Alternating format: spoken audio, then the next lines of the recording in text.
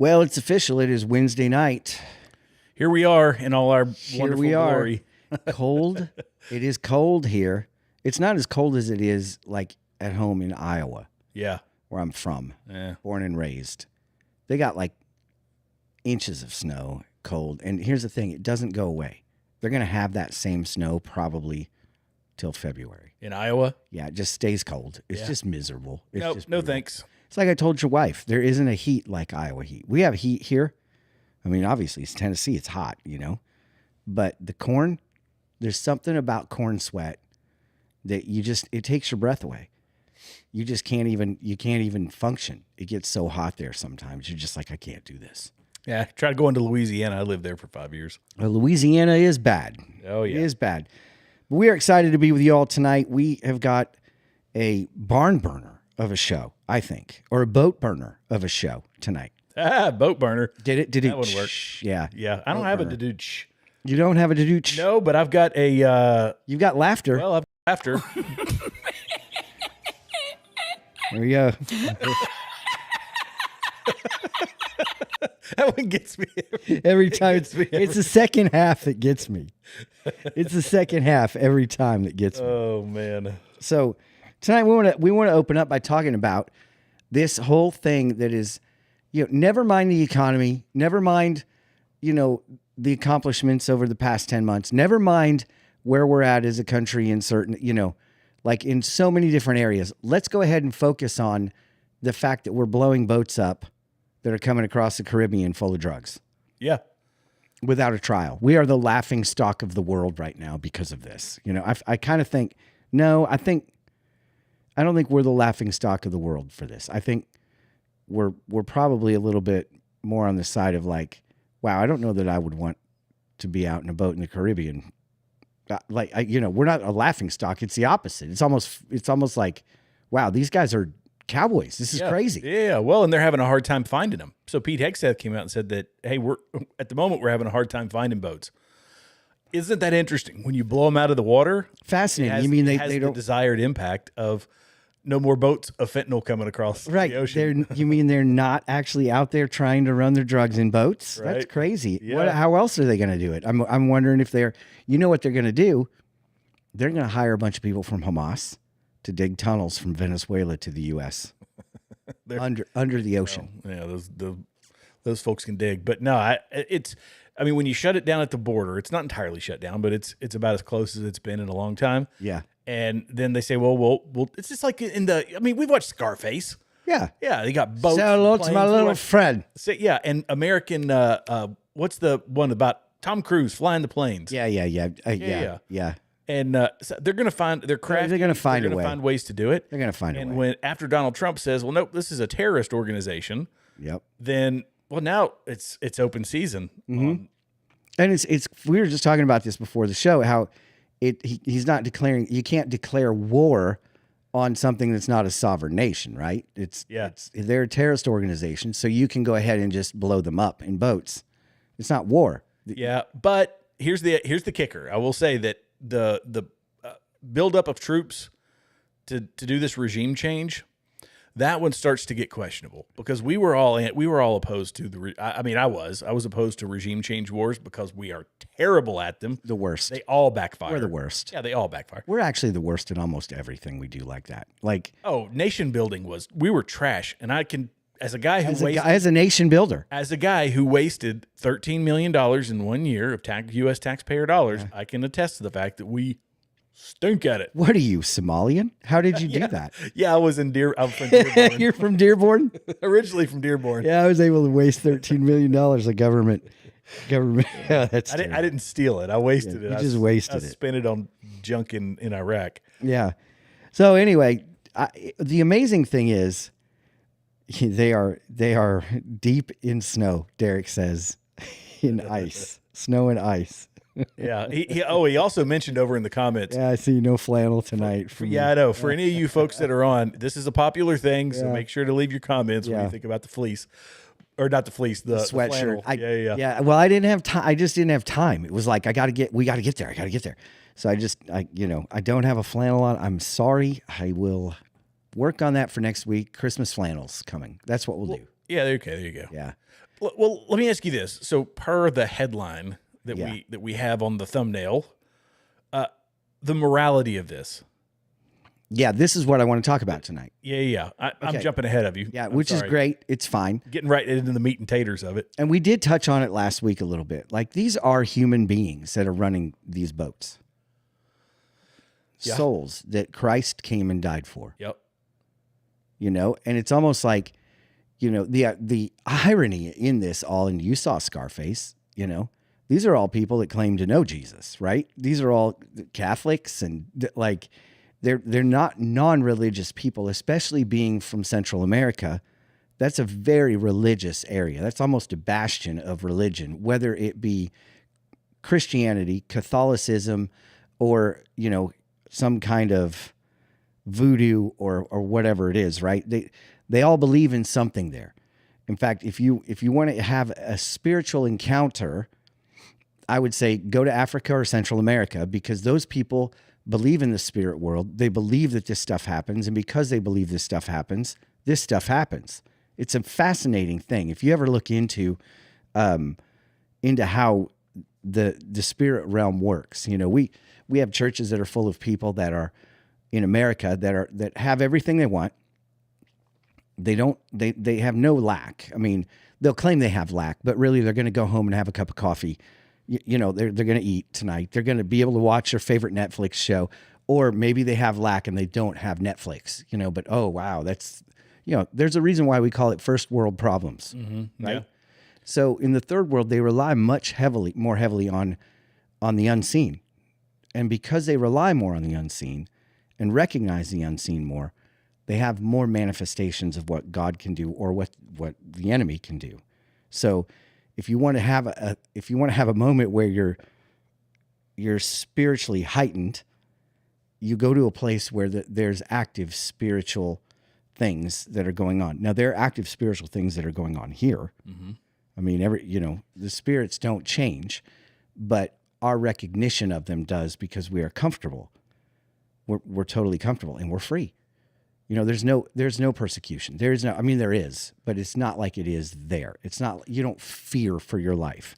So anyway, these are people that generally hold some kind of religious value. And, you know, Scarface, you brought him up, like I think he was Catholic, wasn't he? I don't know. You know, you watch the mafia stuff, they're all Catholic. They're all, you know, Sure. Yeah. So it's like these are evil people who profess to know Jesus, but they're evil. They're a wolf in sheep's clothing. And so for me, I look at the morality of this. Yes, Jesus died for them, but we've got to pull back the camera a little bit. A lot, actually. Pull the camera back quite a way, zoom out. And you look at our life is just a vapor. It's just a vapor. Mm-hmm. What you decide to do with that vapor is up to you. If you decide, for example, to go and take fentanyl, you're going to die, right? Yeah. In the same token, if you decide to run fentanyl across the sea, that's your decision. You're playing with your own life by doing that. Yeah. Well, and it's we've talked about it before, that this is a version of warfare. Mm-hmm. And warfare, times of peace are a luxury. They are not the norm. That mankind is always warring, whether it's over land or, you know, power, money. Sometimes all that goes together. But yeah, we are blessed when we have moments of peace, but generally speaking, war is the norm just for mankind. And people are going to do, like, it's like saying that, you know, the people that say that we can't be intervening anywhere in the world against things that are threatening the security of our country. I firmly believe that the fentanyl epidemic is threatening the security of our country. It's killing 100,000 Americans every single year. Yes. That is just an evil that exists in this world, and it's an evil that we are well within our rights to eradicate. Right. Now, here's the question, though, and this is the question. Whose fault is it? The people that are bringing the fentanyl in, or the people that are deciding to take it? And that becomes a very delicate balance. You go, okay, I mean, Jesus died for them all. Right. And they're all making horrible decisions. They are, however, there are like addiction is a thing that there's secondary and tertiary reasons for addiction. I love the word tertiary, by the way. Right. Tertiary It's a makes very me good word. Yeah, It's a very it's good half tush, half airy. Here I'm trying to make a serious point. Go ahead. You gotta make a joke. Go ahead, tertiary. Let me make my point, Jeremy. Okay. So there's secondary and tertiary or primary and alternate reasons for people becoming addicted. A lot of that has to do with culture, social media. People are addicted to their phones. They're addicted to the reels and all these things that are giving them dopamine hits. And then there's young men out here who can't find, proper mates because of how our society has become, over sexualized and all these. I mean, there's a lot of things. That's a minuscule number of reasons why people get addicted to things. There's veterans who have done it because they're, pain management and things like that. I think it all comes back to that. I think it all comes back to pain management. Right. And sometimes it's emotional pain. Sometimes it is physical pain. There's a lot of reasons they do it. I think that I feel more sorry for people who do that. You get angry at people who are doing drugs. You say, why in the world are you doing that to yourself? And it's no different than somebody's doing it with alcohol or whatever else. Right. Why in the world are you doing that to yourself? Right. But they do it, and they get into these loops and these cycles. Yep. And it's very difficult for them to escape it. When it comes to the people pushing the drugs, they know very well what the product they are carrying is going to do to somebody, or in the United States or in Europe or wherever it happens to be. So I think there's a varying level of evil to something like that, and the ones pushing it are most definitely. My dog decided to make a entrance. she wants to come in so bad. Yeah, are easily more evil. I know Tucker Carlson, he likes to vilify them and all that, but the drug addicts. But look, some of them are bad people. Some of them are just in a bad way. That's one thing. So I think there's varying levels of evil to it. Eradicate the supply, and you're going to give up more opportunity for recovery for people. Sure, and help. Absolutely. And I think, we come down to, the choices that you make. The Bible talks about the wages of sin is death. It's that simple. The wages of sin is death. And whether that's death from above or death from a needle or death from, whatever it is, you make a choice. It has consequences, and every choice has consequences. I talked about the power of your yes. We've talked about it here. I don't care what it is. The power of your yes. If it's something as simple as my 7-year-old saying, "Dad, can I have a bowl of cereal?" If I say no to that, nothing changes in my life. There are no consequences, right? There's nothing, because I just told him no. Nothing needs to change. If I say yes to that, however, then I've got a dirty bowl. I've got cereal on the floor somewhere, inevitably. I've got milk all over something. I've got a kid with a messy face. We've got to deal with all of the consequences for me saying yes to a bowl of cereal. You say yes to the needle. You say yes to toting drugs across the Atlantic.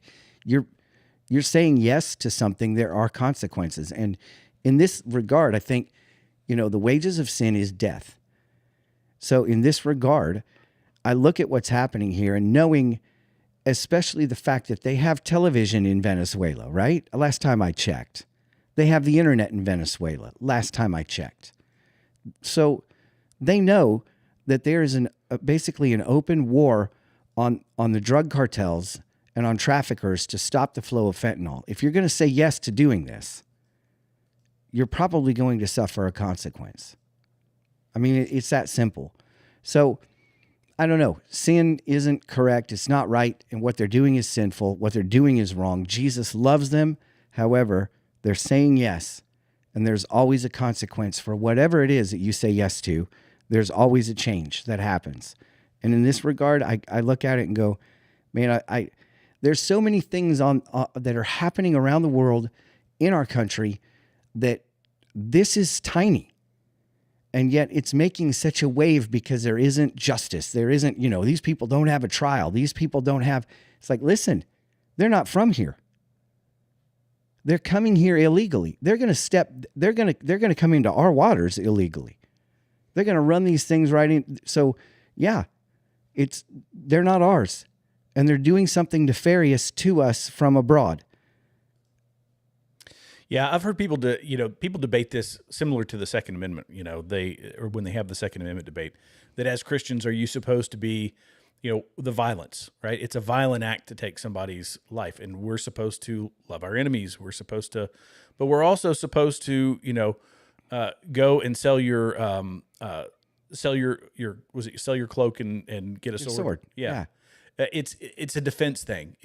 Being a Christian doesn't mean that you sit in your home and you let the criminal come in and run roughshod over you and devour your entire family. No, that's not what it is. That this is you have an obligation, because it's pretty clear about the man's responsibility in the house to be the leader in the house, to be the protector in the house, because biologically and every other reason, right? That's what we're supposed to do, Right. It's no different when it comes to our country, right?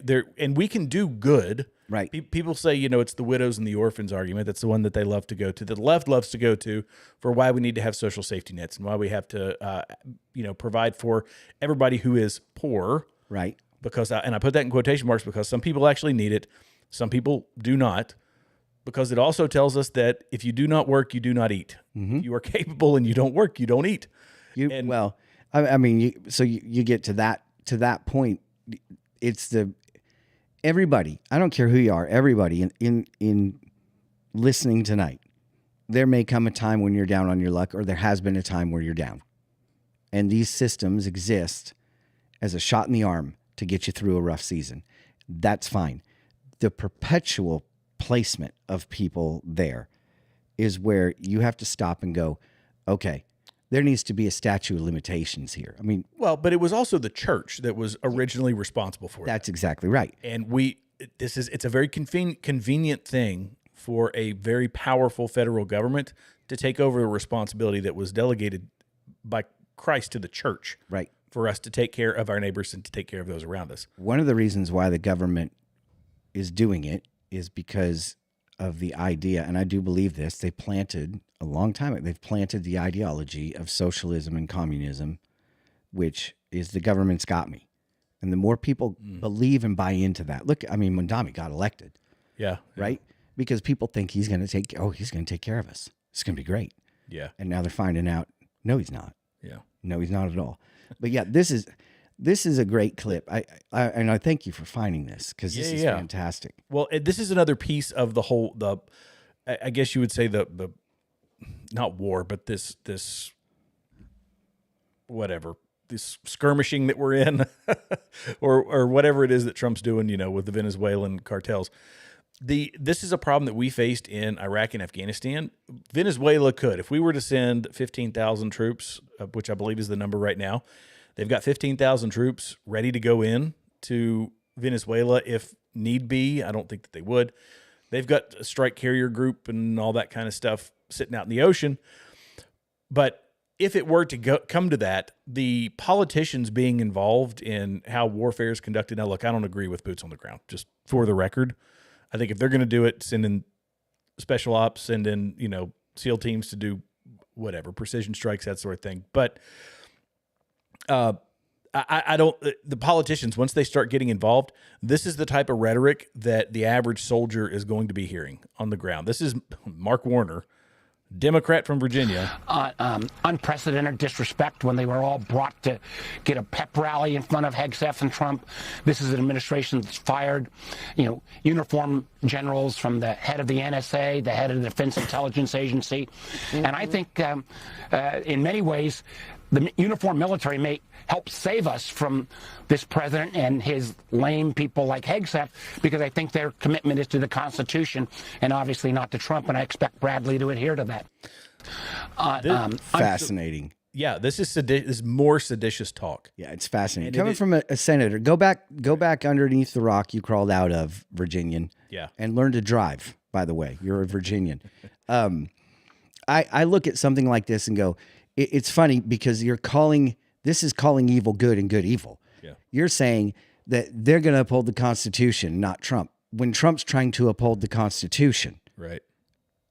So it's almost like, wait a minute, you're trying to bait people into misreading and misrepresenting the very founding of our nation. If our forefathers were here and knew all this stuff was coming, they'd have another Tea Party.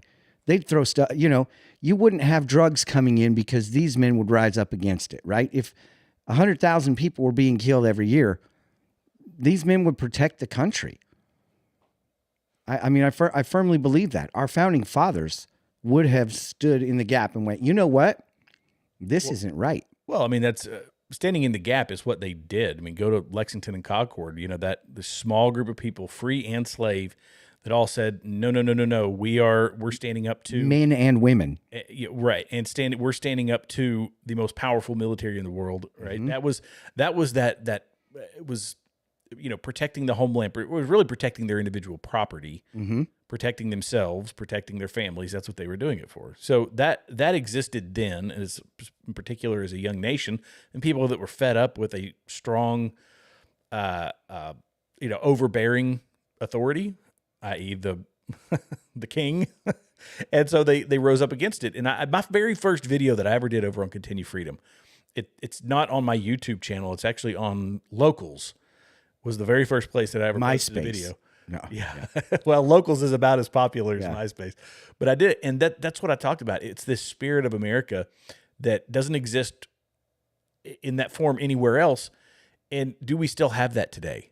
That, and I'm not calling, this isn't a call, obviously, nothing for armed something against the federal government. I'm just saying that fighting spirit, does it still exist? Does it exist in the youth? Because our founding fathers were in their 20s and 30s. Well, I think it does. I mean, we've got two National Guardsmen that are, that are one's clinging to life right now, and they volunteered to be in D.C. That's where they wanted to go, right? They volunteered to serve. They volunteered. They were. So I think the spirit is very much alive in that regard.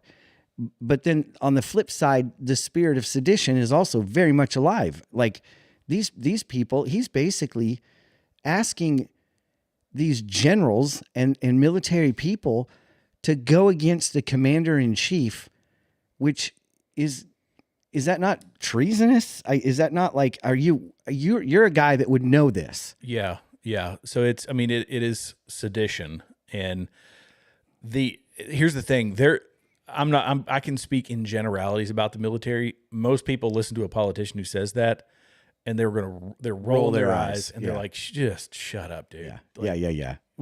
He's a parrot. We don't nothing. Listen. Yeah. Especially the older NCOs and most of the officers who they've been fighting in this war, the war for the past 20 years. A lot of them are now coming towards the end of retirement, and they're saying, look, you're the one who made it difficult. I had the soldier who was asking me, can I shoot back? Sir or Sarge, can I shoot back? Because we didn't know what the rules of engagement were. They were changing all the time because politicians were getting involved. Right. So most people look at it with an eye roll, but there are a lot of young people, and I don't want to generalize because of TikTok, but you can watch the TikTok videos of young soldiers, sailors, airmen, not any Marines. I've never seen a Marine do it, but young soldiers, sailors, and airmen posting some really woke stuff, some downright anti-American stuff. And I've seen it from officers in the reserves. So very few, but a few. Here's a question. If you are posting that stuff, are you not at risk of being... Yeah, so if you're active duty, you're not supposed to be posting any of that stuff. Yeah. I mean, they can get in trouble. If you're on active duty, you're on orders. If you're a reservist, it's different. Okay. Between your battle assemblies, you can be posting about politics, but there are still rules about defaming or... there's like, if you tried a character assassination of a senator or a representative or in particular the president or the vice president or whatever, severe consequences. Now let me ask you. I mean, but okay, so but you could sit and have a podcast and express your opinions. I mean, look at Tulsi Gabbard. She was a lieutenant colonel when she was podcasting, going on Fox News, going to other places, talking about the Biden regime and talking about all that. She was a lieutenant colonel in the U.S. Army Reserves. Right. But she wasn't on duty. She wasn't on orders, or she wasn't at a battle assembly. Right. So let me ask you, like, of the reserves, what percentage are just strictly weekend warriors versus the guys that have been through the military and now are in the reserves? They were active and now they're reserves. Because I feel like such a mix. I want to say this, like, and maybe you're going to dismiss me, but I feel like I could take most of the reservists. Because I hunt, fish, do all that stuff. I feel like I could probably take them. A lot of them do too. Well, that's probably true. Yeah. But like it's like you. No, I'm gonna mess with you. You did it. You did it. Now you're a reserve. Yeah. Like it's almost like It's almost like a vacation, you know, or whatever. But It varies. You'll get all different sorts. yeah. So I feel like though why I say that is like the reservists who are making TikTok videos probably were never active.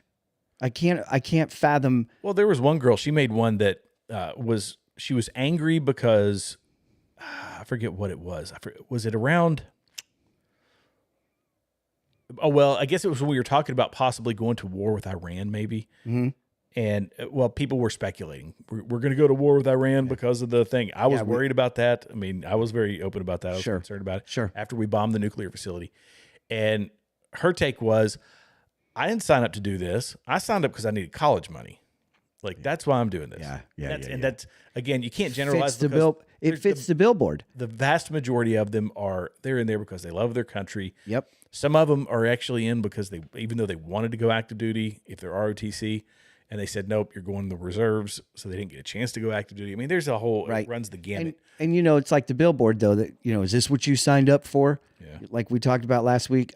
Derek brings up a real good point. We were talking about, you know, wages of sin is death. And he says, I disagree. Jesus forgives until you disobey and knowingly do wrong that can harm people. That's money driven.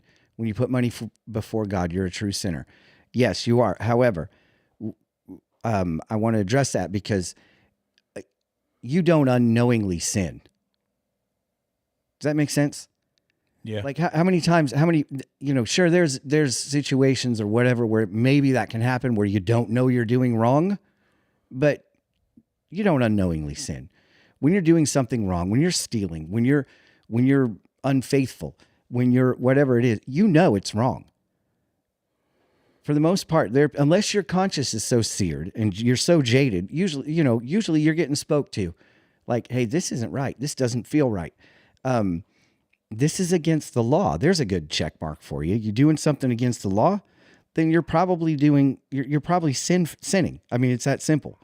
So, you know, there isn't. How about this one? Let's water it down even more.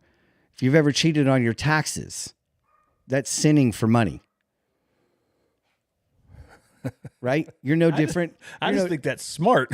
You're no different than the drug dealer, right? So the IRS is listening. So I'm glad that Jesus forgives us. He is faithful to forgive us. The problem with that terminology is when people just, you know, forgive me, it's like a get out of jail. Jesus is not a get out of jail free card. Yeah. Right? Forgive me. So I'm good. I asked Jesus to forgive me. I will say this. If you really know Christ, you're forgiven before you ask for it. You're forgiven from the beginning to the end of your lifespan. You're forgiven. Christ's blood has washed away all your sins. God never sees another sin that you do. The problem is that we don't understand repentance.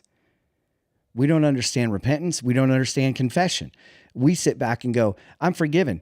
I'll just ask Jesus to forgive me. I'm fine. Everything's fine. Well, if you're just asking Jesus to forgive you and everything will be fine, then it's not fine to begin with because your heart's not right, or you would grieve the sin that you were committing.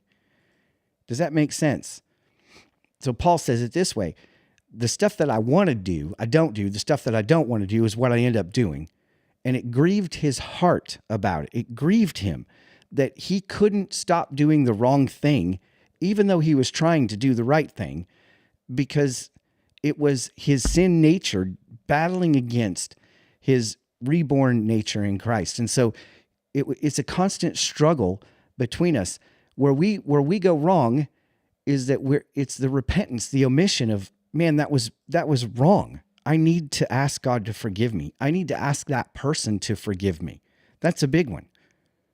That's a big one. That's hard to do. Listen, man, I was talking about you last week behind your back, and I said some things that were not okay, and I'm sorry. That's a man that does that. That's a man that stands up and says, man, what'd you say about me? That wasn't right. No, I wasn't talking about you. But do you know what I'm saying? What's your problem, man? That's a hard thing to swallow, where you go, I want to make it right. I repent. I'm going to confess. I'm going to make it right. And I will tell you, if you start living your life on a confession and repentance basis, where you're going to go to that person and make it right, it's going to change you. It's going to challenge you. It's going to push you to grow. But instead, what we do and what the church has taught for so long is just go ahead and just forgive me, Jesus. I'm sorry. And then go do it again. Yeah. And this is the trap we fall in. I'm not going to do that again. I'm not going to look at that website again. I'm not going to do this again. And what do? Go right back to it. The Bible says, like a dog returning to its vomit. That's what we do all the time. And it's nothing new. And if you're doing that, listen, it's nothing new. It's 2,000 years ago. It's been written forever, right? This is humanity. This is how we operate. If it feels good, we're going to indulge in it. Even though it's wrong, we're going to try to do it because we're all about self-gratification. We're all about self. What can I get out of this? What can I and it's like, no, man, we're supposed to be living a life of sacrifice, to give it away, make it difficult. Go ask for forgiveness for that from that person that you've offended behind their back without them even knowing it. Boy, wouldn't the world be different if we had to suck up our pride and go tell somebody, man, I'm not walking in love towards you when I'm around other people, and it's not right, and I need you to forgive me. That's humble pie right there. That'll change you. So yeah, thank God Jesus forgives us every time if we're repentant, which means to change, right? We're trying to change. I'm trying to do better. Just like Paul would say, man, I just really want to be better. I want to do different. That's the heart. So I just wanted to bring that up, buddy. There you go. That's pretty good. That's good words. Tell you right now, that's it. Im's doing speaking words right We're there. preaching right now. Come on. Speaking words right there, man. Fire. Woo! I guess we take up an offering. Pass around. I would take my hat off, but I'll get a glare from you don't want to blind everybody watching. Blind everybody. And as far as the drug boats go, I'm going to say this as a follower of Jesus, all right? As a follower of Christ, get them. Do what you got to do. Better to have 80 people perish than 200,000, 300,000, 400,000 perish, right? It is a simple war of it's attrition. It's the balance, the scales. You look at it and go, we can either have 200,000 people die or we can have 80. And you know what? None of them are getting a trial. I mean, am I right? None of them are getting a trial. 200,000 people, 100,000 people die of fentanyl. None of them got a fair trial. Most of them didn't even know that it was in the drugs they were taking. That's what we call murder. Yeah. There was a horrible story that I heard about a young man who had hurt himself. He had hurt his back or hurt his leg or whatever it was. He was in like serious pain. They had taken him to the doctor. Whatever. They'd gone back. A neighbor said, gave him a pain med that he thought was an actual pain med, and there was fentanyl in it. And so this guy just thought, well, it's like it's my neighbor. It's a Lortab or whatever. Gave it to him, and done. Wow. OD'd. Yeah, it's horrible. That I mean, I've heard. I wish we could solve the drug problem, but we've ebbed and flowed with drug problems for years. I mean, we had the one in the 80s, 90s. When was all that going on? Yeah, this is your brain. This is your brain on drugs. Remember that whole Nancy Reagan that? Oh yeah, Dare and all of it. It's like, we've been battling the drug battle forever. However, we've never had We've never had a president that's doing what this one's doing to battle it. We've always done it through money, through better border security, through whatever. He is literally going after it.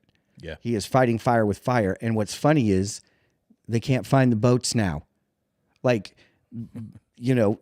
Once they start, I mean, I sent you this morning, my brother-in-law sent me an article from the Wall Street Journal that I tried to read it, but I don't have a Wall Street Journal subscription. So they're extraditing these cartel lords from the 80s and 90s and even more recent that have been in Mexican prisons and prisons in, Central America that are still running the same show. They've got the women, they've got everything in jail. Huh. And they're running the show behind bars, but they're in jail.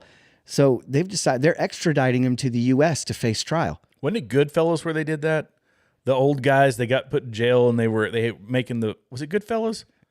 The guy shaving the garlic with the razor blade and all that. Yeah, like they still live their life. Yeah, they still live in their life. I mean, I'm behind bars, but I'm going to, I'm going to go ahead and become a lawyer and, give me, That's good though, making them snitch. Making them snitch. They're bringing them in to make them snitch and to tell them what's going on and how it's working. Yeah. And these guys have, this for the first time. It's almost like finally they're bringing them in here, and they're not going to have the cushy stuff. I I just had to put up Derek's comment, the scrambled egg commercials. Yes. Yes. They were This is so your good, brain. right? This is your brain on drugs. Yeah. Yeah. Well, I remember that one. What was the one? What was the one where it was like his dad like, where'd you learn this? And the kid's like, I learned it from watching you. I got to remember what it was. Have you ever heard? Do you remember that? I do vaguely. Yeah, I don't know what it was, but yeah. Anyway, Yeah. some great commercials, anti-drug commercials, some really good ones. I mean, Yeah. Well, about all that's changed though is there's a lot less smoking. I guess that's kind of gone away. That's kind of a plus, I guess. Although somebody actually it has been declining over a long time, and I think I might have read recently that smoking is making a comeback. Like Yeah, Anyway, black lungs coming back. there you go. We could talk. We're talking about repentance. We could talk about Candace Owens. Hey, there's a great segue. Well played. Well done. Well done. You keep me around for nothing else. That reason. but yes, let's go to Candace. We'll come back. Okay. Yeah. So let's see. Let's go to. Oh, I might have these out of order. Let's go to clip 48. You have clip 48. I don't know what clip 48 is. Don't you love that though? Oh, here we go. Yeah. When you listen to the big guys, they're like, play clip 17. Megan Kelly says like SOT 2 or SOT 21. Like, I don't good know. Lord. I'll number these someday. Yeah. We're not to that point. No. So she receives a lot of information. yes, this was yesterday actually. Uh-huh. I received information last night that put the final pieces together for me. I can now say with full confidence that I believe Charlie Kirk was betrayed by the leadership of Turning Point USA and some of the very people who eulogized him on stage. Yes, I will be naming names and providing evidence for my claims, and I am making a personal plea to every well-meaning person who donated to this godforsaken organization to request a refund. You were lied to, and leadership knew it. So this is like her effort to take not just Turning Point, by the way. She's going hard against Turning Point Faith and saying that it's all a sham or a scam or whatever. I don't know why X keeps logging me out. Doggone it. Well, probably because they're onto us. Candace is probably in charge of it. So Turning Point USA actually responded, and they invited her on. I've got the clip here. They invited her on, and they didn't really hold back anything. Let me play this clip here. We like video clips. Everybody likes video clips, right? Yes. Ooh, here we go. Love it.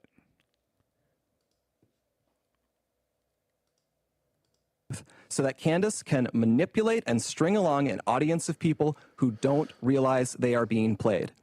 Instead of being able to grieve properly after one of the most heinous murders in American history, a murder many of us had to witness, my friends have had to endure harassment from people who have gotten whipped up by what Candace is saying.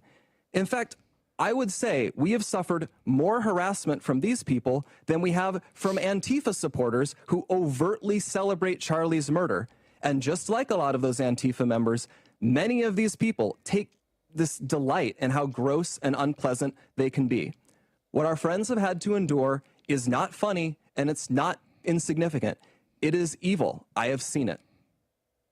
For months, we have received hundreds, thousands, I suspect, emails and calls asking us to respond. People have wanted us to invite Candace on the show. But for a long time, our approach was to say nothing. We did that for several reasons. First, we thought that her prevarications were so absurd that nobody would believe them. We shouldn't have to answer questions about secret tunnels or Egyptian Air Force planes. That sort of thing is just, it's beneath contempt to respond to. The second reason we've said so little, though, is because there's a good rule of thumb, which Charlie followed. Do not feed the trolls. Focus on the mission, reviving America, uplifting young people, making heaven crowded. Don't give air to people who want to tear you down and sow discord. Lastly, we didn't respond because Charlie always viewed Candace as a friend, and we were holding out hope that she would return that friendship and stop what she was doing. But a week from now, it's going to be 3 months since Charlie's murder. Candace has not changed her behavior. She has continued to spread falsehoods about Charlie's friends, and she continues to concoct new ones about new people. She's using these falsehoods to enrich herself while dividing the conservative movement at an absolutely critical time for this country. And far too often, we here have heard from ordinary people, people who loved Charlie and who Charlie loved so much in return. These people have expressed the worry that we are staying silent out of cowardice or as some sort of tacit admission that some of the attacks are true. Neither is the case. Our silence has never been, and it will never be, equal to complacency or approval. Still, we decided Charlie would not allow this to go on. Charlie was not a coward. Charlie was a fighter. Charlie would not allow someone to spread lies about the people closest to him with impunity. And he would feel ashamed if other people were stepping up to defend his friends while he never did so himself. Candace has mentioned several times that the ball is in our court. So here's what is going to happen. In the near future, there will be a live stream here in Phoenix where we address in a clear and comprehensive way the claims and accusations, the false accusations that have been made against Charlie's family, friends, and the people here at Turning Point. We plan to walk through everything carefully and thoroughly. If Candace is available, we would sincerely welcome her participation in that live stream at our studio here in Phoenix. At this point, we believe the ball is back in her court. Now, she has responded to this, and this is an epiphany that I had actually right before we started the show. She gave herself an out in her acceptance. Shocking. And I don't know if anybody else has mentioned this. I'm going to say that I'm the first one to say this because I have not heard. You guys are hearing it first. Share it everywhere. Share it all over because Jared has come up with what Candace is going to use as her out. This is her out right here. Sure. Yay! Finally, you didn't have to get through all that shade that you were throwing me to get to the point that you were willing to answer questions. I'm the right person to sit across from you and to ask you questions, right? Some things that you told me on that day, they're not adding up. I think the entire world would like to see this discussion. You can pick the place, you can pick the time. I say we do it tomorrow. We don't need to plan for this. We don't need lawyers in between us, lawyer statements. It's not how I roll, okay? That's the one right there. Mm-hmm. I think that's what's going to keep her from actually doing it. Lawyers. They're going to say Candace has denied it, and she will say they wanted to get the lawyers involved, and then she will go back into another cycle of lie to say this is why this is proof. They had a lawyer who drafted some letter that said this, that, and the other, and of course I can't say it because for legal reasons or whatever. Right. I think that's her out. I don't think she's going to do it. I don't think she's going to do it because she's scared. The amount of lies. Could you imagine her sitting down across from Erica Kirk? Oh, well, you saw the video of her and she was reminiscing about Charlie when he was dating another girl. And this millions of views. And everybody's like, she obviously wanted Erica to see Charlie smitten over a different girl before, like right before he met her. Yeah. And then for whatever reason, it didn't work out and he met Erica. But they're like, yes, it was so it's disgusting. Gushy. It's disgusting. It was like, yeah, it was. Why would you do that? Why would you do that? Why would you do that to the widow? Oh, yeah. I don't know. Maybe because you're, being used demonically. Yeah. I mean, to stir the pot, it just wears me out to watch this woman and know that she has the followers that she has. People listen to her and believe her, even though it's like, that is so far reaching. Yeah. And all she does is say, I've got on good sources, right? Yeah. I've got credible information. Anybody can say that at anything, for any topic, for any wild, crazy, I've got credible information that Dr. Briscoe shot the unspotted giraffe at the zoo, right? I mean, no, I don't actually. I don't have any of that information, but because I could say that in front of a microphone, people are going to go, but wait a minute. He's got credible information. I better listen. I better believe it. No, you don't have any credible information. And it's almost like that has become such a resounding gong in her whole thing, right?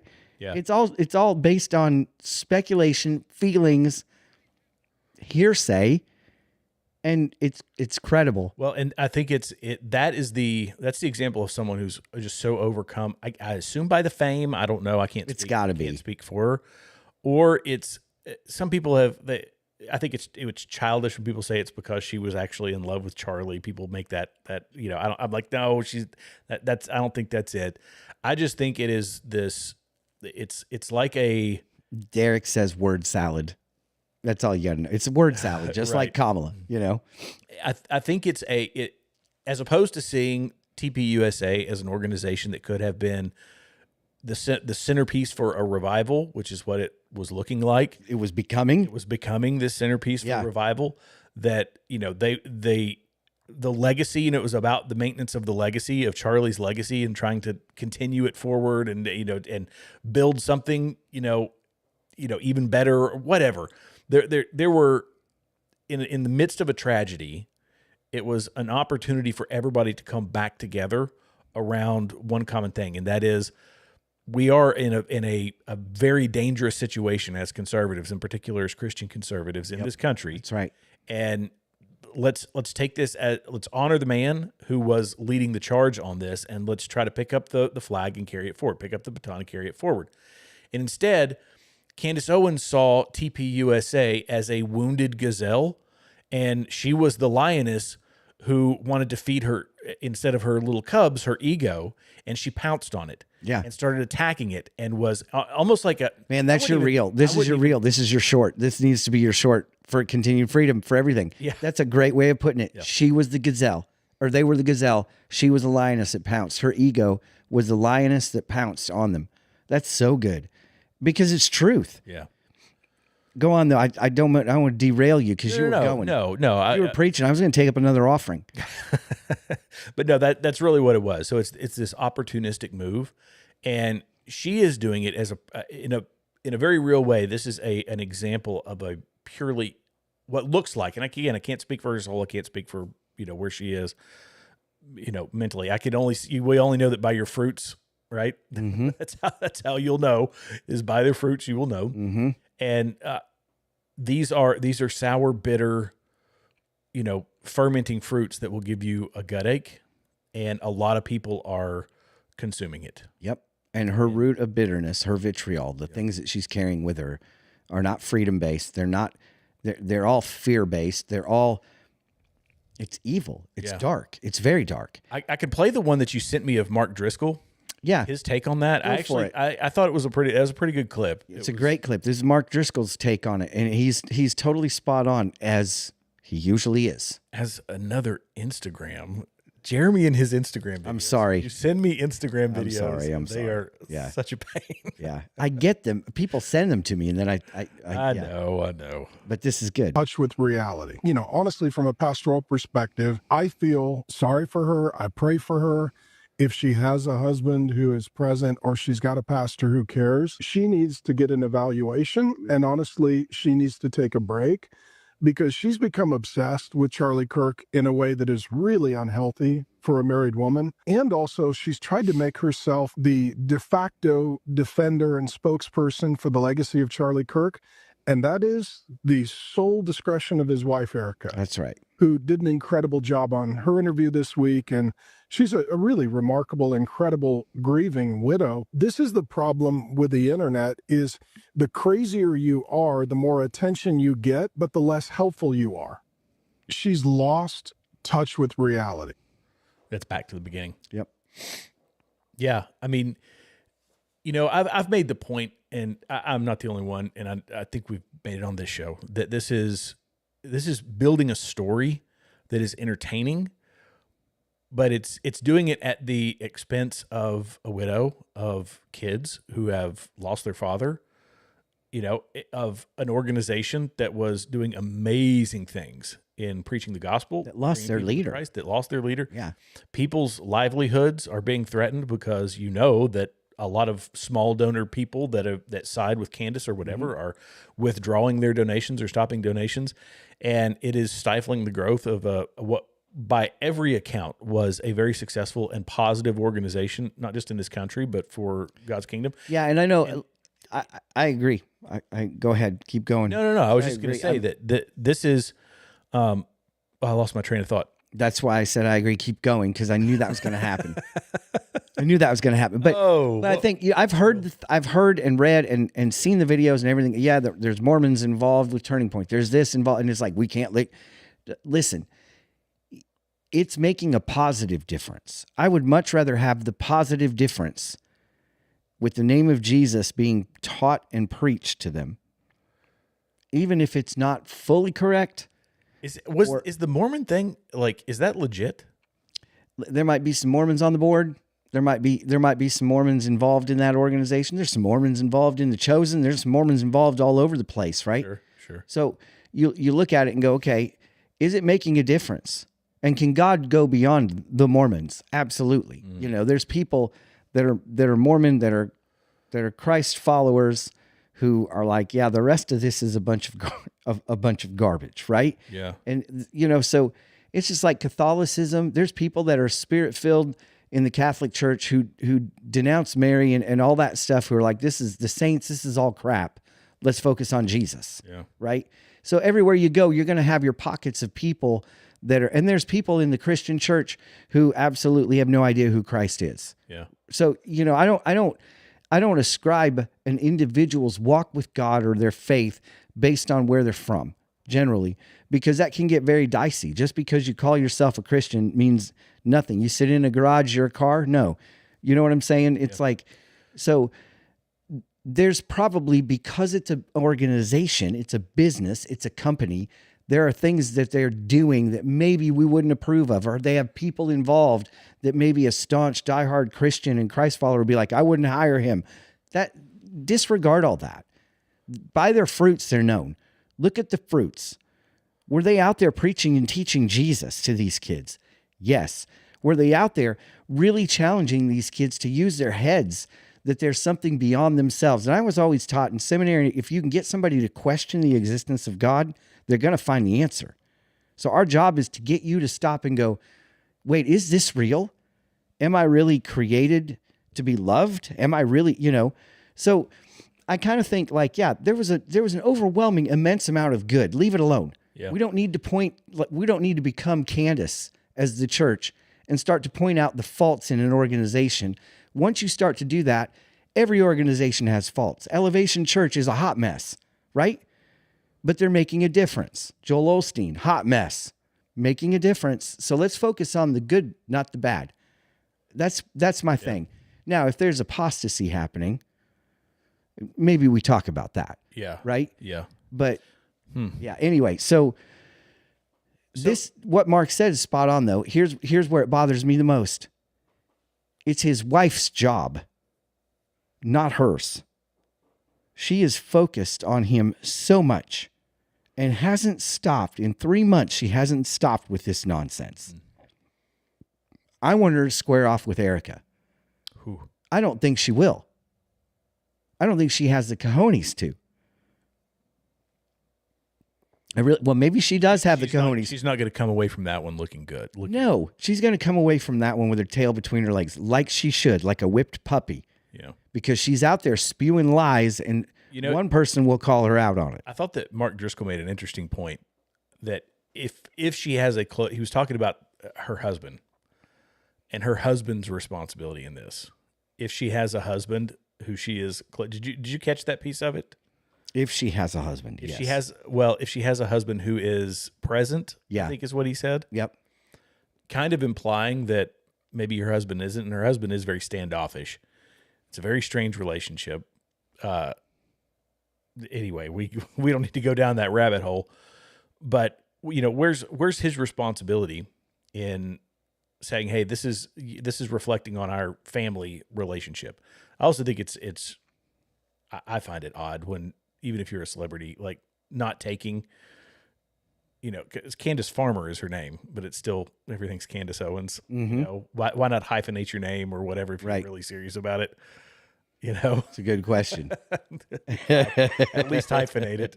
But no, I'm just making. But it's weird. But when something like this is happening, where is that guy saying? Well, yeah, you're clearly obsessed about somebody else. Yeah. Now he's dead, so he's not a threat to me. But it's kind of like I kind of go, I don't know, man. This is a little weird. Yeah. This is a little weird. And it's almost like it's evil. It's evil. She is perpetuating evil. And they're bringing it out on their what they're talking about with Turning Point, and I totally get it. We dismiss the troll. We dismiss it. It's like, this isn't worth talking about. This is so far out of bounds. Why am I going to talk about tunnels planes from Egypt and tunnels and no, this is stupid. This is just stupid.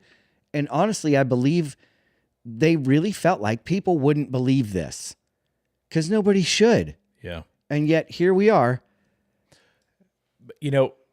Not to take this away from the spiritual and get to the political, but she is having I think that what happened in Tennessee is a direct result of what she and Tucker and other people are doing. I agree. For those of you that don't know, in Tennessee, Afton Bean, after openly admitting, I played it on my show on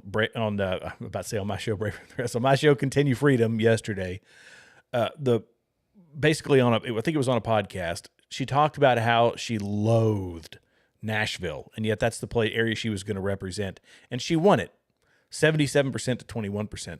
And in a place where Donald Trump, in a District 7 in Tennessee, where he won by 22 points, Van Epps only won by 7.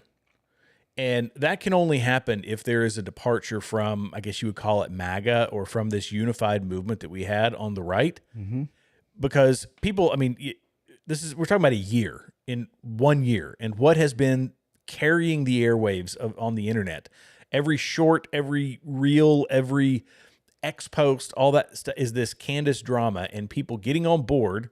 These algorithms have been juiced up so much that if you watch one clip, that's all you're going to get, and you will start thinking that it's the truth. That's right. And I think that it's, for lack of a better term, an op, but it's an intentional division inside of MAGA to create things like this, where we can lose areas that Donald Trump had previously, controlled.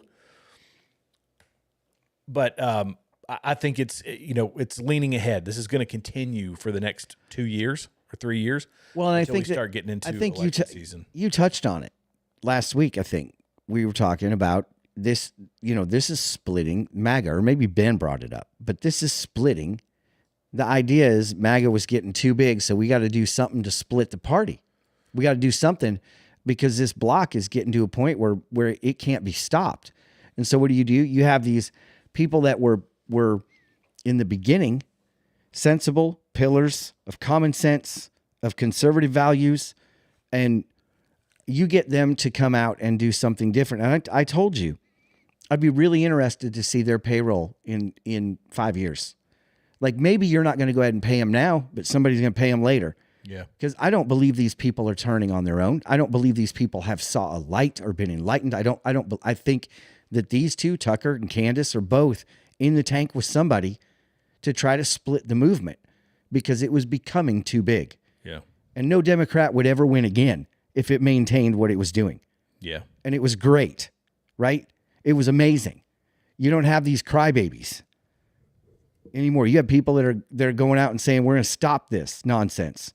We're going to send these people back that are robbing us of millions of dollars, stealing autistic children to try to get their benefits. Like, this is insanity. And common sense needs to come back into focus where, hey, this is wrong. This is immoral. So, you got Ilhan Omar, who's still in office somehow. What is happening? Why haven't they kicked her out yet? Why haven't they kicked her out? You want me to play this? Yeah. To initiate an ethics investigation into Congresswoman Omar because of questions about federal tax fraud, federal immigration fraud, federal student loan fraud, and state violations of perjury, bigamy, kickbacks, and acts of campaign fraud abuse in Boston, Washington, New York, Chicago, and Florida.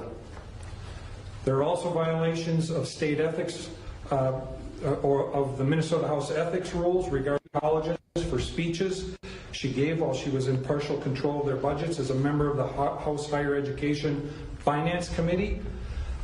in both 2017 and 2018. She was found guilty of the violations by the Minnesota Campaign Finance Board 3 weeks ago in order to return those funds on June 6th. Ms. Omar appears to be a serial career criminal and should not have access to our nation's highest secrets and intelligence. That is why I'm calling on our Congresswoman Angie Craig to protect both our national security and our respect of the rule of law. Tax fraud, immigration fraud, student loan fraud, perjury, bigamy, kickbacks, and campaign abuse fraud from the East Coast to the Mississippi River. If those charges have been brought, asking. I mean, you think about this. Like, I guess maybe because almost every other congressman and senator has the same problem. I don't know. Why isn't anything being done? I mean, it looks like it is. Yeah. Finally, but it needs to be like instantaneous. She loses her clearance. She loses everything. And you know what? We're going to have a reelect. Here's the problem. They're going to vote somebody else in that's just like her. Yeah. Well, you know, Tim Burchett and I think it was Anna Paulina Luna put forward a piece of legislation. It's not going to pass, but they put forward one to stop like insider trading. Oh, I remember. Yeah, we played that video. Yeah. And it doesn't go anywhere. Well, this is a different video. This is a recent one that they have. They're continuing that fight. They're still trying to get it. That was with Tim Burchett and a bunch of Democrats. They'll never get it. Yeah, no, it's not going to. The corruption it's deeply embedded, and that comes back to the positive movement. The positive movement that TPUSA had, that Donald Trump had, that this new movement, we were emboldening young people to step up and get involved in politics, principled young people. And now there's, anything that can be done to disrupt that. And it's not just to disrupt the movement, but the power of the movement that can get them elected. Yeah. Now they want it to be a Donald Trump endorsement is the kiss of death. Yep. They want it to be a Nick Fuentes endorsement, or they want it to be a Candace Owens endorsement that gets you into office. Right. Because that's how you wield the power. You get the people that are your minions, and it's essentially turning us. It's like they're trying to turn us into a three-party system because the Democrats are unified on everything. They are, and they're sinking like a tank. Right? They're done, but they're unified on everything. I'll give them that. Yeah, I mean they've still got their loyal base. And a lady who says that I hate Nashville, I hate country music, I hate everything about this place, and want to leave East Tennessee can win 77%. To 23% in Nashville, the place that she hates and everybody knows that she hates. Mm-hmm. So they've got local pockets of power and they're not gone. I think that's because that's because a lot of Nashville's not from Nashville at this point. The growth they've seen is coming in from outside outnumbers the local. Well, and I've wondered that how much of because Tim Burchett says, no, it's not that. It's our own, he called it our own homegrown Marxists. Tennessee. Yeah, in Nashville. But there are a lot of transplants, and a lot of those people are milquetoast fence sitters. They aren't staunch conservatives. They don't want to pay the high taxes of California, but they aren't principled conservative people. Nothing against them. We love them, and that's fine. Just keep voting Republican. Yeah, but they ain't. Not all of them are. Clearly. Yeah, and I think it's just going to be problematic over the next 2 years because we've got midterms, and then we've got 2028. This is going to be like political. But this is why the Republicans need to put the pedal to the metal and get this stuff rammed through before the midterms. Well, but they don't. There's too much infighting. There's too much, I don't know. It's like we need to stop being the party of nice that we've been for so long and do what the Democrats did under Obama's second term, where they're having backdoor meetings and pushing things through without any Republicans' approval, right? I mean, you remember all that happening where it's like, what are you talking about? They did it all night and no Republican knew about it. This is insanity. Yeah, it's insanity. But they had the majority, so they could do that. We need to do that. Derek says term limits for all. I mean, I'm totally down with term limits, of course. But and that's part of it is.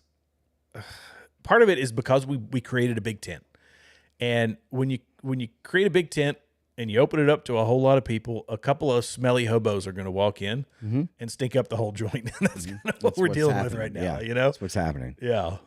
So, but yeah, so I did see a video the other day where somebody small like us, small time, was saying he was speculating that the reason why Venezuela is such a problem is because the Dominion voting machines were hacked in the Biden election, right?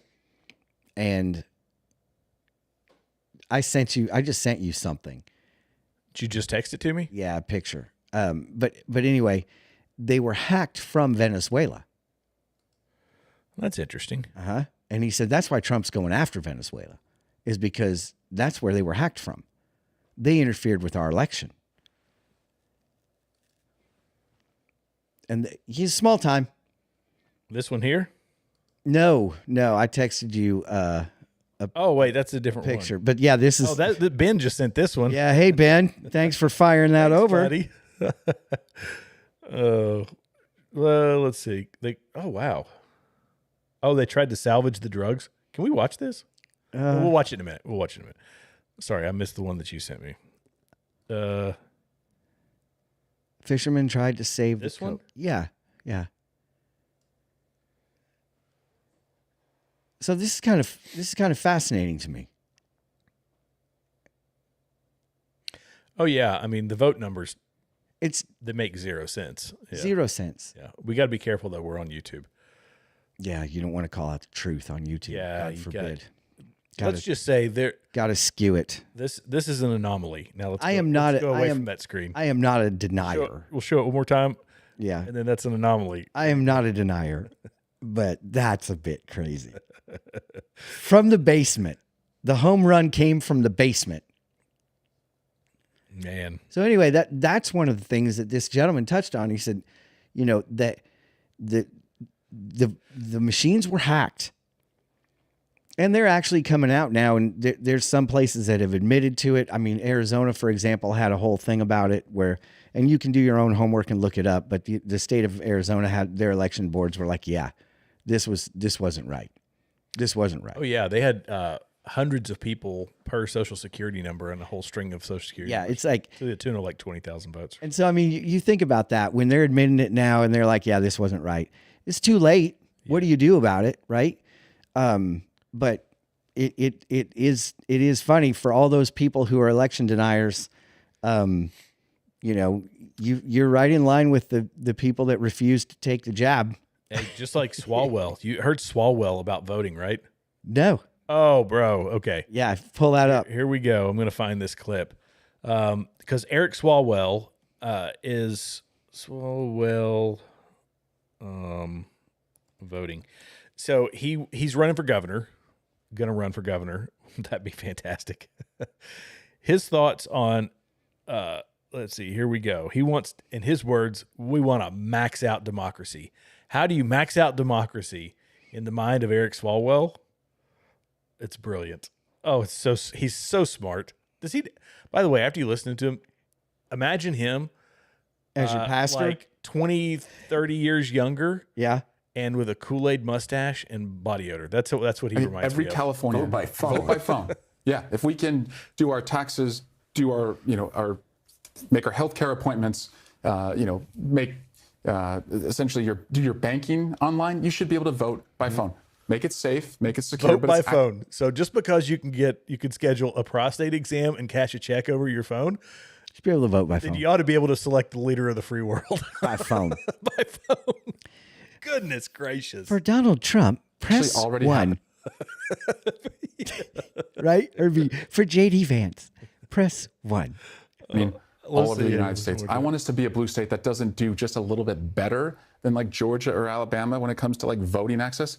I want us to max out democracy. Also, as it relates to democracy, if you wait in line for 30 minutes or more, if you do want to vote in person, I think you should fine every county for every minute that a person has to wait longer. We have to be better, not just a little bit better than the other states. The DMV.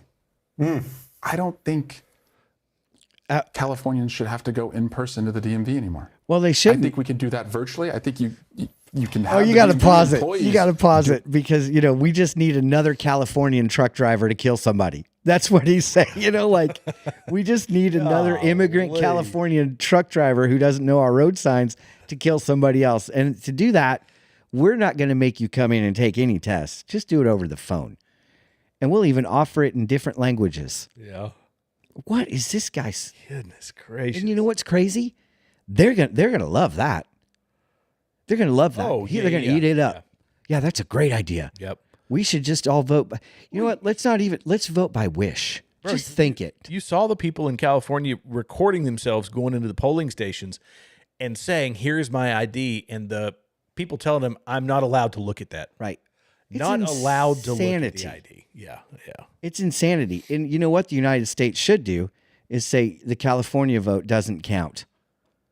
I'm going to see if I can do, I'm going to do a screenshot of myself. I'm going to do this live. Okay. So I'm going This will be interesting. Yes, I'm going to take a screenshot of myself, and I'm going to see if I can generate multiple people that could be used. Like I'm going to do this with AI. Okay. So I'm going to load this into Grok. Yeah, if you don't have Grok, by the way, I want to encourage you to get it. Even though I'm against AI and Jared's against it, but we're against it, but we're really kind of for it, but we're use against it all the time. It is so much fun. It will answer any question you have. And sometimes it will answer it incorrectly. And Jared and I have discovered that. Just ask it how tall the Tower of Babel is. Oh, that was quite the conversation.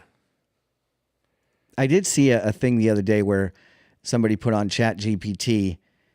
They had two phones and one started it and the other one had the ChatGPT started talking to each other and asking each other questions. And it was like this cordial contest. Like, well, we can do whatever you'd like to do. And the other was like, well, we can do whatever you would like to do. And they just went back and forth. We can talk about whatever you want to talk about. Okay, that sounds great. What do you want to talk about? Well, whatever you want to talk about. It was hours of fun, I'm sure, having ChatGPT talk to itself and argue with itself about who gets to go first. So, but yeah, vote by phone. Oh, it's going to make me do a That's headgummit. insane. It's going to make me do a video. The 6-second video thing? Yeah, so never mind. All right. Never mind. All right. Oh, I was going to do it live, but I mean, look, I can generate the image of a person. Let's see, create 6 different, we'll just say Latino because that's a lot of their voting base. Create 6 different Latino men ranging from 30 to 60. And this is what vote by phone will be. When you need to send verification and all that. Oh, it created a whole bunch of people. You only asked for 6 and it gave you 60. Well, it gave me 6 people. Yeah. But 6 people in a group. 6 people in a group. Yeah. Yeah. Now take the group out. Yeah. Yeah, that's what I'm doing. Remove the group in the background. All right. I actually sent a video. I had one made of me and Briscoe, Dr. Briscoe and I up in Alaska. I'll send this to you so you can, because this is partially true. You can pull it up on the. You can post this one when you're done because this is me and Dr. Briscoe in Alaska. Oh, here you go. So, boy, this guy looks familiar. I don't know. Do I know this guy? Daddy? Well, there you go. Let's see it. Let's see. Boy, that guy looks, let's see. Make another one, only make him older. Yeah, this guy, here, I'll pull this one up. Okay. Let's see what you got. Oh, my pop-up didn't come up. There he went. Come on. Save image to downloads. Done that? Oh, got too many windows open. Come on, Jared. Thank you all for bearing with me. Yeah, let's see what you got now. Okay, here we got it now. Okay. Does that guy not look familiar? Yeah, he does. Yeah. Who is that? I don't know. According to Grok, it's just a random Latino guy. I said, give me a driver's license photo. It'll actually make you a driver's license as well. Yeah. Yeah, fake IDs are huge now because of that. Like you can get it's insane. It's just insane. Yeah. Well, anyways, it's generated. That's why they came out with real ID. I believe that because they knew everybody's going to have a fake ID without a chip in it and all that stuff, and you can't make it as easy. But I did just send you one that I made last week with me and Dr. Briscoe. When we were in Alaska on the last day of this trip that we were up there on a mission trip, we hadn't seen a single animal the entire trip. And on the last day, we had a free day, so we were just like, Lord, let us see something, you know? Yeah. We saw every animal with the exception of a muskox that Alaska had to offer. I mean, it was like insanity. Everywhere we looked, there was something, except for grizzly bears. I hadn't seen one yet. So we're fishing. Bald eagle comes over while we're fishing and dives in and catches a salmon. Whoa. Here we go. Whoa. So that's the real picture. There's a grizzly in the background that just came out and started hanging out. And we decided maybe we should leave soon. But I sent this to him the other night as memories. Yeah, so here we go.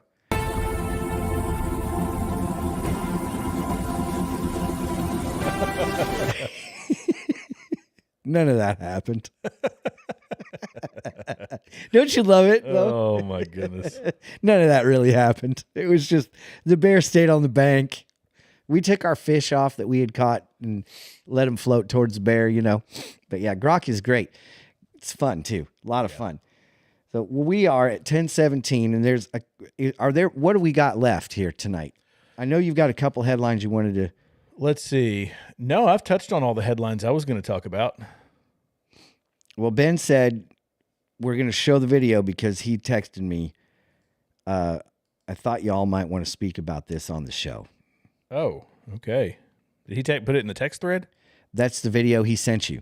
Oh. Yeah. Okay, that's the X video. Gotcha. Yeah, so let's watch it because I do want to talk about it. If Ben says, we're going to see what they're saying. Okay.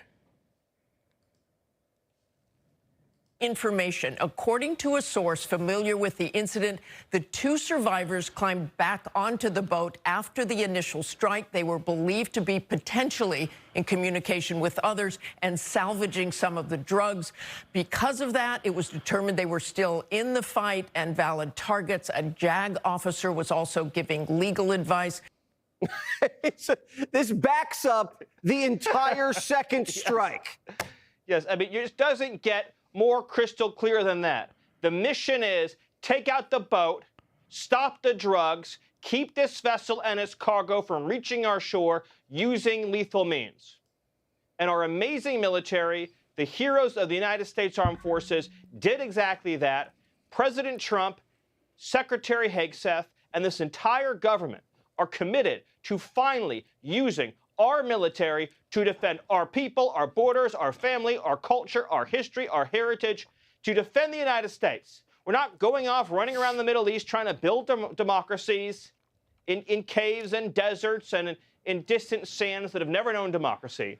We're using the military to protect American security, American prosperity, American lives right here where we live, where our children live. It's pretty good. And the Democrats, they have a problem with that. Yeah.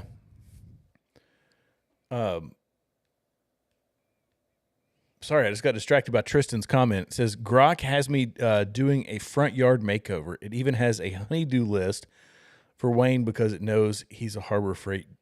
Wow, okay. That so, Grok has you going into debt, is what you're saying? Grok has got you pegged. Wow. Gosh, I love it. Basically saying, I know what your husband does. I know what you're trying to do. Wow. That's over on Rumble, by the way. Yeah. By the way, Tristan, I'm amazed at what you guys do in your yard and stuff with growing things. And I see your little Facebook stuff every now and then. I'm like, wow, it's pretty sensational what you're doing. And, Grok is going to give you some good direction.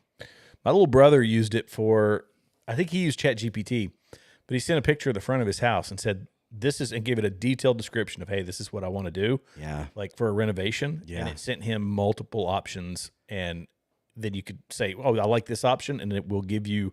Here's all the lumber you need. It's so dangerous for everybody that's in the business because it will do your yard design. It will do everything for you. You just have to take a picture and say, what could this look like? We went rapidly from talking about the boat to talking about redoing a porch. Yeah. This is how quickly things can change. Yeah. It's great, though. It's great.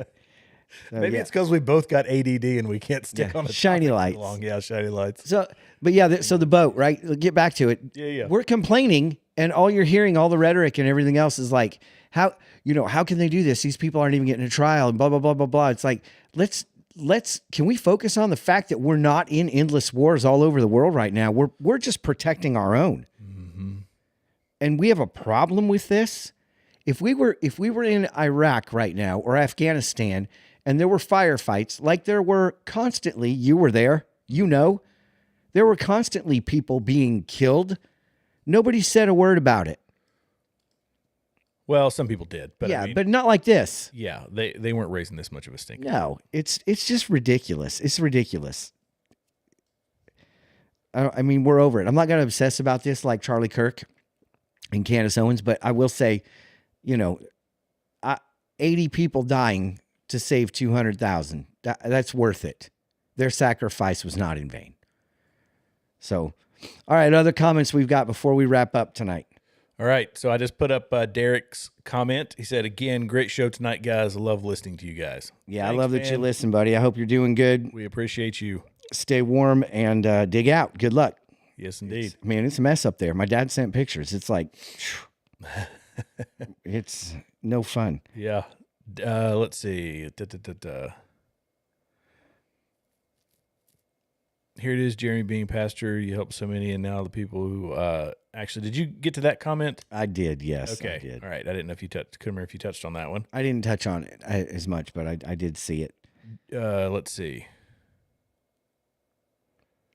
Brings to the end days. Am I wrong? Do you want to answer the question, or did you already answer it? I'm trying to find it here. Here it is, Jeremy. Being a past pastor, you help so many, and now the people who actually are true believers are quiet. But the name in believers are the vocal ones. There's a reference in the Bible to this bowl, but if you look at the big picture, it is the writings of the end days. Am I wrong? Oh, he's saying that there's actual believers who are quiet, but there are in name only believers who are very vocal. And is that a sign of the end times? I think I got that one right. Yeah, I think bigger than a sign. It's all a sign of the end times, right? The deception's a sign of the end times. You just watched me getting chased by a bear. Never happened, but you got to see that, right? What Candace Owens is doing is deception. It's all a sign of the end times. Jesus says, don't be deceived. And for the people who would say that you're saying specifically her, it's a collection of things. It's the world, it's the zeitgeist, it's the yeah. I'm not all of that. I'm not calling her the deceiver. Satan's the deceiver. Yeah. I do believe she's been deceived and believes the deception she's touting. And it's all over the place. It's everywhere you look. It's in government. It's in everything. It's in your daily life. We're led to believe things that aren't true all the time. All the time. No, I saw it. Well, you can't even believe what you see anymore, right? It's just insanity. What used to be seeing is believing is now like, nope, not anymore. It's only getting worse. The AI video is what's the most terrifying to me. Oh, it's terrible. That is going to be so easy to deceive people. If they're willing to listen to somebody who is obviously lying to them and attempting to deceive them, and they can't see past the doublespeak of a person like a Candace Owens, who is a real life person as far as I know. Right. Yeah. Although there are times I watch her mannerisms and go, that ain't real. Yeah. Or who could, they don't have the power of discernment to say that, hey, Nick Fuentes saying positive things about Hitler and Stalin and, downplaying Tucker Carlson doing the same. If you can't see the doublespeak, if you can't see the contradictions, then it's going to be very easy to fool you when AI throws out a video there of Donald Trump saying something that is entirely out of character, and you bite off on it and you believe it, and rebellion starts. I mean, you know what I'm saying? I mean, yeah, but that's an extreme example, but yeah, especially with Trump out of character. That's kind of like, I don't know that would be, everything he says is out of character. Everything he says is just him, Fair. Yeah. She's a pig. Like, it's just crazy. You're like, what? Why would he say that? But he does, and because he doesn't care. Yeah. I love every question that gets at, you're fake media. You're a liar. Like, it's just, he just says what he says. It's so good. He did have his staff. I mean, obviously most of you guys listening to us probably heard snippets of the meeting that he had this week with staffers, and how they're killing it. They're killing it. They're just, I'm not talking about the Venezuelan boats. I'm talking about, like, financially, every sector we're seeing and beginning to see things happen that are like, holy cow, this is all working. He started the checks to young people. This is starting in 2026, I think. Who was it that made the first donation of $6 billion? The Dell people. The Dell people. Yeah, Yep. yeah. Yep. And this is going to start coming out of tariff money. He's already talking about giving tariff money to the American populace. It's actually, they're taking on the responsibility of giving your kid a start. Yeah. It's so great. It's so like, wow, this is fantastic. Unbelievable. But we're not going to talk about that. We're going to talk about Candace Owens. We're going to talk about that. We're going to talk about all the bad that he's doing or the evil. It's like, give me a break. Yeah. There's so many good things that are happening. The tariff kickbacks happening. I mean, he said it's going to, in just a few years, he believes income tax is done. Yeah. We keep this up, Americans are going to get paid. And Yeah, income he's tax saying is in the done. next 2 or 3 years is what is his goal. I don't think they'll get rid of it. They're too I don't greedy. either. But they are too, I could see him really, really trying, because it's going to win whoever's next. So like if JD Vance is it, like, look at what we did. No income tax. Right. What Americans going to hate that? Their expenditures, so what they're spending right now, is about 20% of GDP, even though taxation is less than that. So that's where our deficit's coming from. But if they were to say, all right, we spend $6 trillion a year, we got to tax that. This has to come out of somewhere, right? Mm-hmm. It's 20% is what it is. So we have to be getting 20% off of tariffs like this to get the $6 trillion. That's pretty lofty. I'm not an economist, so digging into the math of that, I have not done it yet. But it's a long road to hoe. My dad believes, we got in a conversation sort of via text about a VAT tax, which I don't think is a bad thing. Kind of like a sales tax, federal sales tax. A low one, I think, is acceptable, because you stack that on top of a place like Tennessee where it's already 10%.